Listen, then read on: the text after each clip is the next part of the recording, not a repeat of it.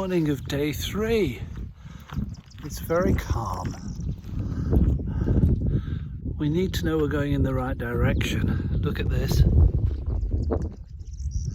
That makes it pretty clear. Here's this morning's bon mot for life's journey. All roads lead to Santiago. Santiago in your dreams. Santiago in your alma, your spirit. Where is your Santiago? I composed a Eurovision winning pop song yesterday on my walk. Would you like to hear it? No, I know you wouldn't like to hear it, but we shall give it a go anyway. I am walking to Santiago. When I get there, I'll walk back. What's important is not the finish. It's the walking, don't look back. I used to live on a road called Roslin Road, which was this steep, the steepest that you can see ahead. And every morning, in the preparation for the Olympics, Sebastian Coe would run up the slope with his dad at the top with a stopwatch,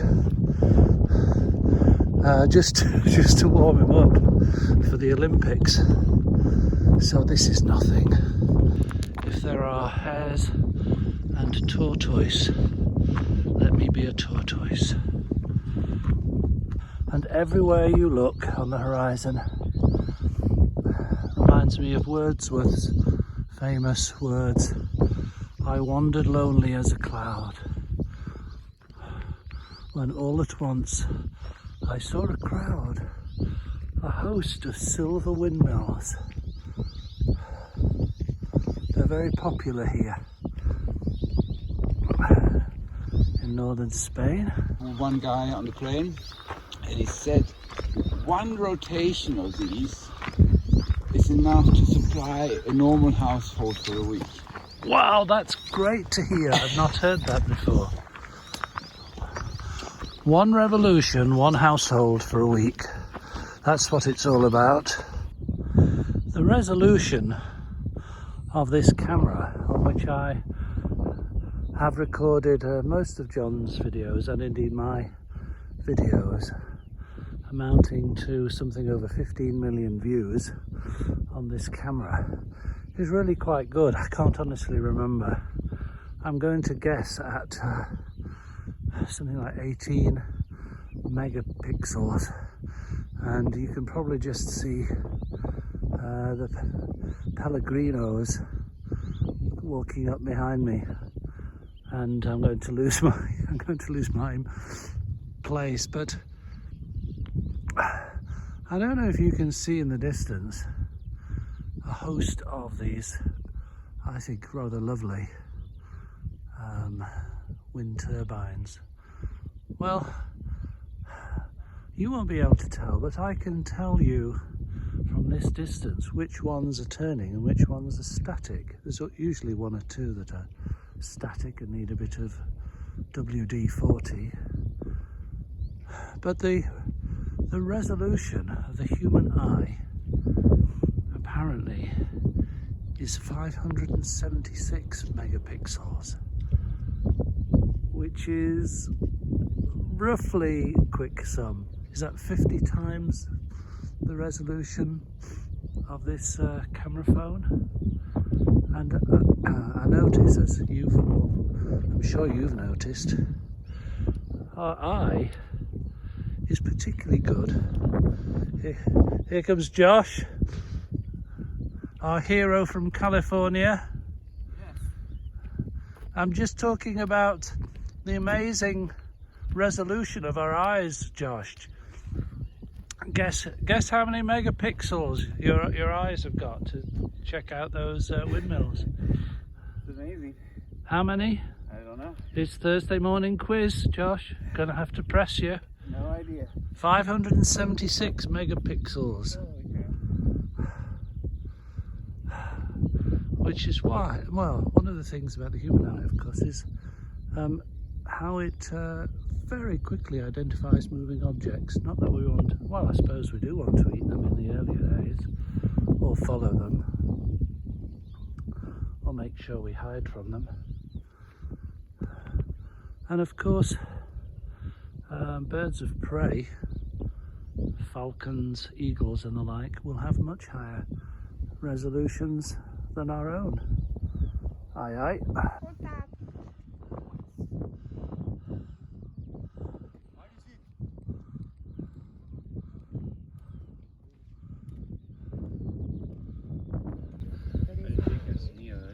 Bravo.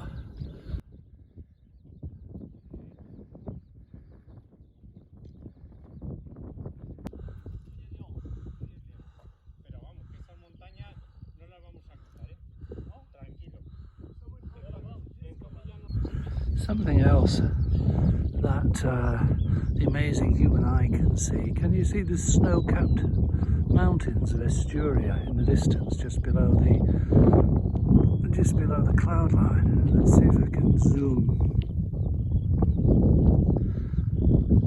Isn't that lovely? We're at the top, and the rest is along this plateau. 5 hours now. Todo recto, straight on. Oh my goodness me. And down the other side.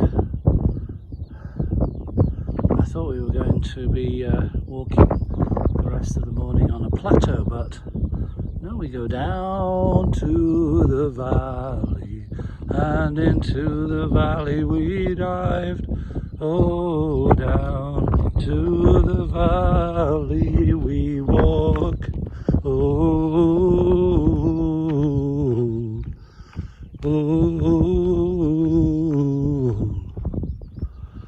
And after an hour or so's walking in a little chill, pleasant though, because it was uphill, the sun breaks through. It's just after 9, and look at the shadows, early morning sun. And I can't help noticing that this Camino is paved with concrete. The King's Highway is paved with concrete all the way. I think it's actually harder on the knees than it would be on a stony path. But you can see in the distance it does turn back to soil, you know, earth. And honestly, I might be making this up, but I can feel the difference, obviously underfoot physically, but sort of everybody's Camino is not one Camino, it's two.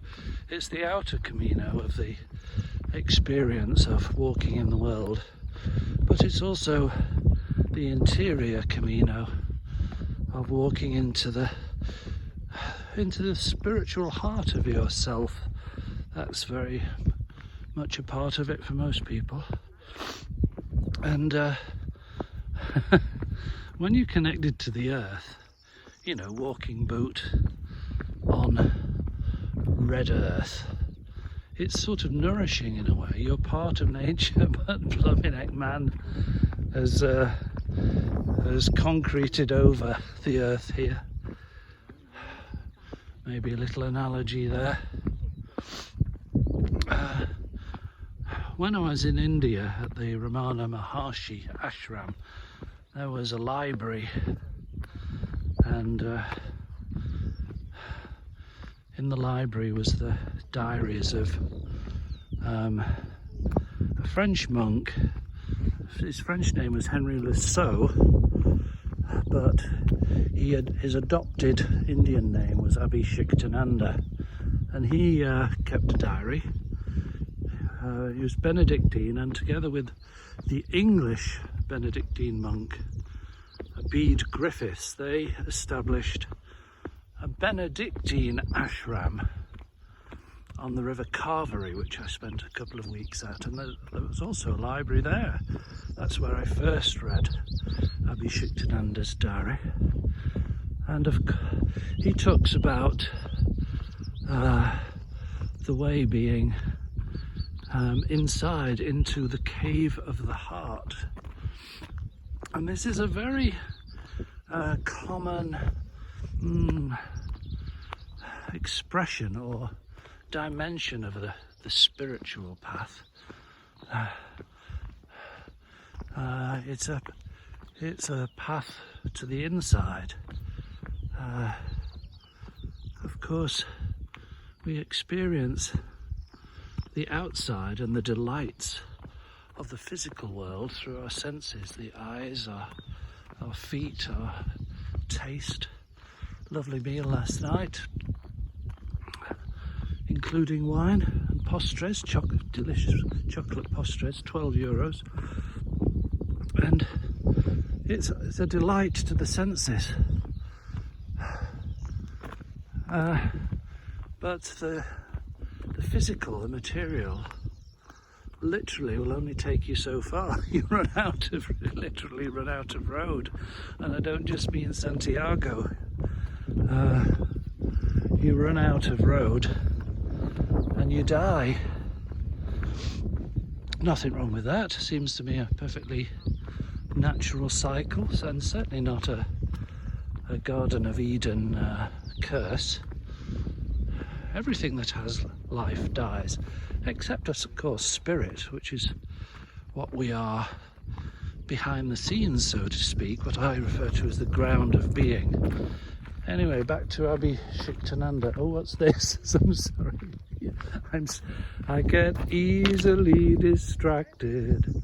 I get caught out into mines. One of my earlier hits. He talks about descending into the cave of the heart, and it's an infinite dimension on the inside, but not easily reached without practice, because we are all in the habit, of course, of living according to our senses, what comes in from the outside. We literally create our world inside our head. There's that favourite expression of mine, well, of somebody else's that I like. We do not see the world as it is. We see the world as we are. Abhishektananda, he leads us through his writing and contemplations into the cave of the heart, where you could say there is no light of day, no senses, other than the sense of being, with a capital B. And in that place where there are no external senses, who are you really? If you meditate, or if you practice meditation, different forms, you gradually come to a point of stillness. It's not that you're trying to stop thought, by the way, you're on a hiding to nothing there, but you get to a point where you watch the thoughts come and go. They arise and they dissipate like the fog did yesterday morning in the sun by 11 o'clock. And our thoughts just come and go. So don't make an enemy of your thoughts. They got us where we are today. I think I'll go do another leg of the Camino, I thought a couple of weeks ago. And here I am. But when you're in this quiet place of just being, there is a loss of sense of time and place. So it's eternal and it's infinite. Everything else sort of fades away, and there's no boundary, there's no edge to this sense of being. In my meditations each morning, which actually, this is day 3, morning 3 of my Camino. I haven't done my meditations each morning. There's a sort of early morning routine you get into. Lights on at 6, shower, prepare your feet, breakfast together in the communal refectory, and you certainly off walking on the Camino by 8. So anyway, no morning meditations. Maybe sit in a church on the way like I did yesterday. But in my regular morning meditations at home, I love to use the verse from Psalm 46, which I'm sure you will be familiar with.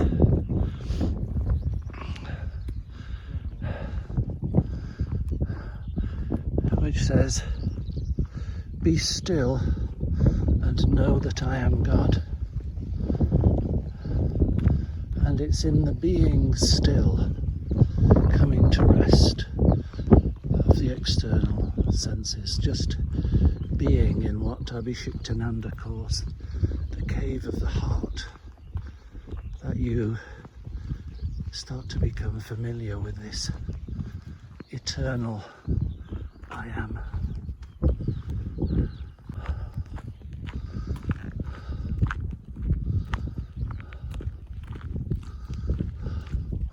A little addendum to those thoughts of the cave of the heart. The Persian Sufi mystic poet Rumi, one of his sayings is, "I looked for God in the cave of my heart, and I found both of us there." Play with that one. Are there two or only one in the cave of the heart? Welcome to Las Vegas. Welcome to Las Vegas.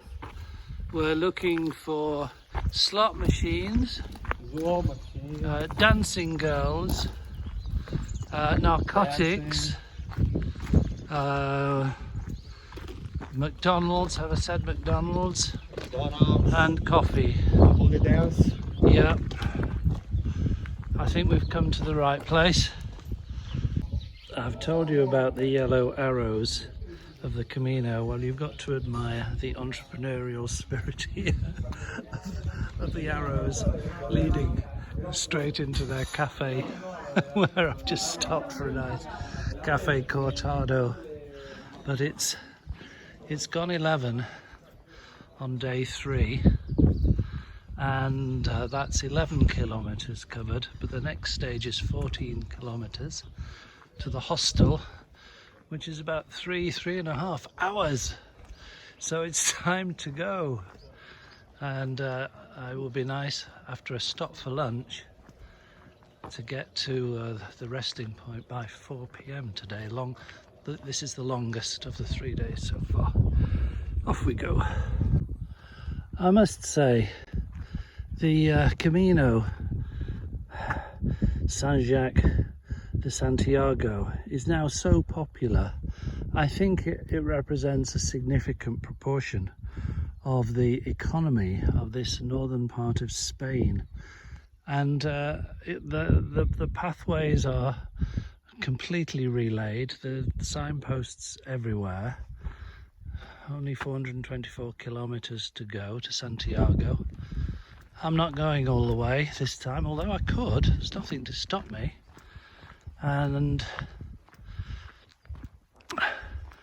it's clearly an important aspect of the local economy. If you are a pueblo, a little village, on the Camino way, the alberge, the hostels and the cafe bars will make most of their annual income from a constant stream of peregrinos, pilgrims like me. I've just had a nice coffee at the previous stop, but I notice it is becoming a bit like Disney Camino. That's a bit unkind, but it's much more evolved or well developed. You could say walker friendly than my experience 12 years ago anyway. And that's no bad thing. It means that anybody, including you, can just pick a starting point of the Camino. I'm on a part of it which is called Camino Française, because I started in France, in Le Puy, in the south of France, with my half-brother Bill and my half-sister Pat, who had hardly met, actually never met before, in Le Puy in the south of France 16 years ago. And 10 days together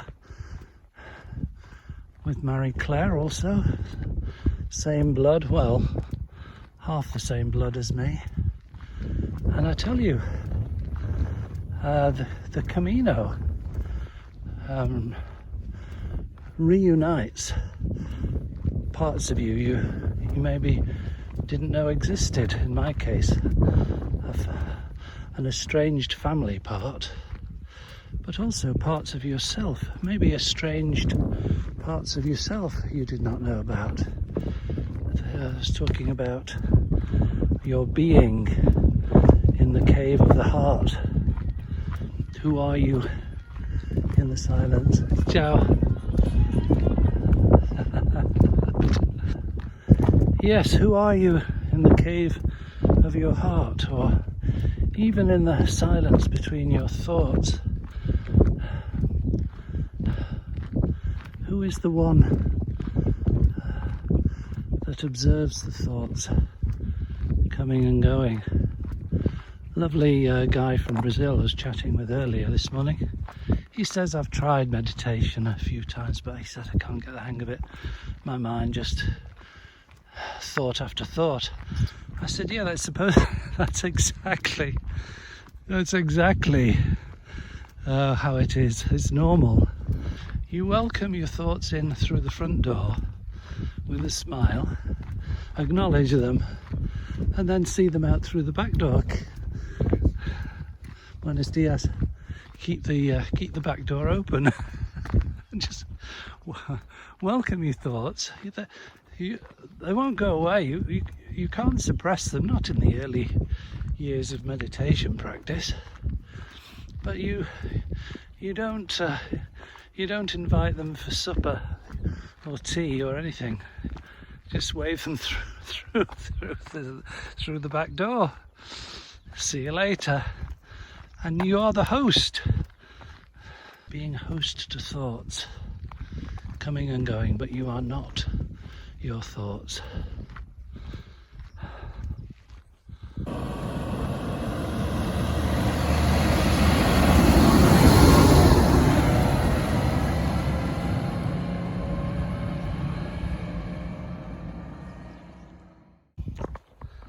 There is something about cresting a hill, isn't there? The anticipation of the view on the other side, and also the destination, perhaps in this case lunch stop, but there's also the natural inquisitiveness to see what faces you on the road ahead, and whether it's benign or challenging. Of course, there are many situations in this life where you get perhaps to the top of a hill in your own personal circumstances, anticipating something benign on the other side. And then you get to the rise, and sometimes it's just another hill to climb. And so it is. But I can heartily recommend the Camino as a way, a path, a Camino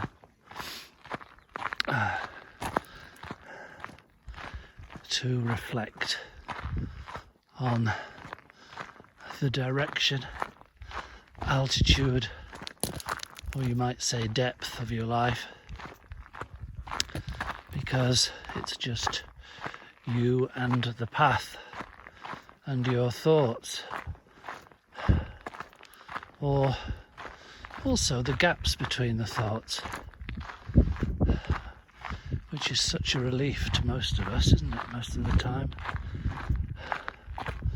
All of the immediacies, the urgencies, the problems, the dilemmas of daily life in our birdcage situations of choice, they seem to disappear overnight the day you walk out on your own Camino.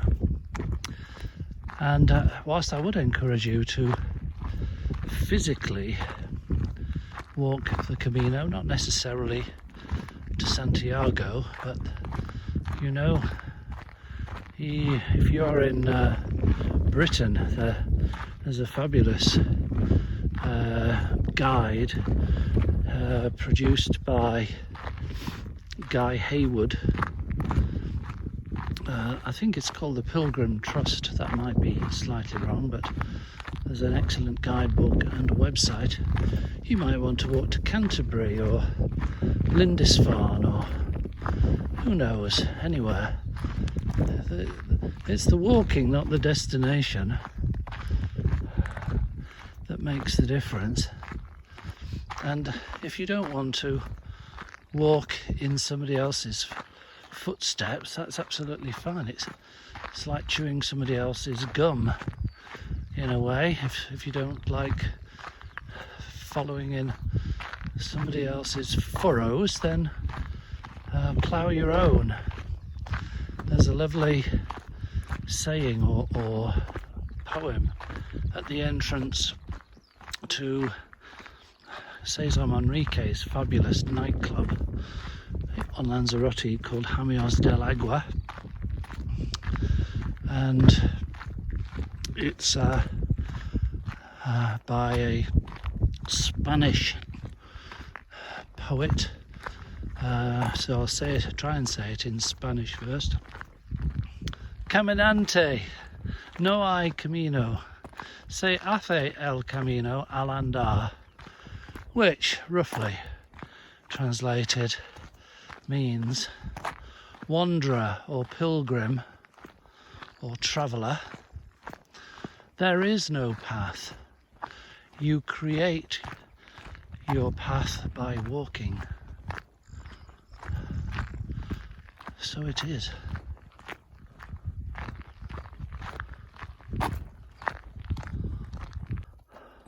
Mira, vamos a hacer un duelo de teléfonos. Mira, él me apunta a mí y yo lo apunto a él. ¡Pling! Buenos días, caballero. Saluda, saluda. Salud. Oh, Saluda. hola. Me llamo Don Felipe de Inglaterra. Aquí, con el caballo. Ah, espléndido. Venga, buen viaje. Se llama Don Felipe de Inglaterra.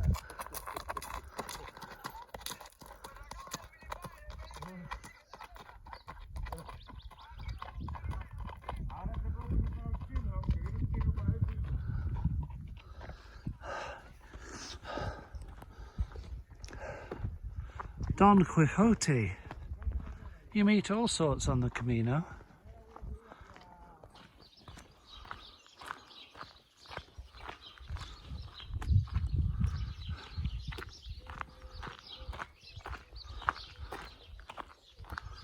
To be honest, I'm too walked out to put two words together another time.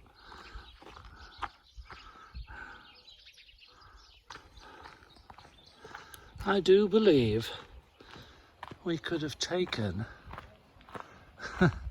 the Pellegrino boat or ferry for this 6 kilometre stretch. How lovely, I didn't know that existed. Juan de Homar with the shell on the side. There was a mooring about 5 kilometres upstream of on this canal. So next time, Camino de Santiago en barco, in a boat. This is so unusual to have a canal and a boat on the Camino. I'm going to just take it in a bit. Here we are, Fromista, and here is a lock, or in German, a Schlurter, I think it was, he told me. And you can cross over. My legs can barely carry me across. And it goes all the way, I don't know how far it goes in the direction of Santiago, but it's something I'll definitely check out. The albergue keeper, really nice man, he painted this and this and other really alive paintings around the place. Not sure about this.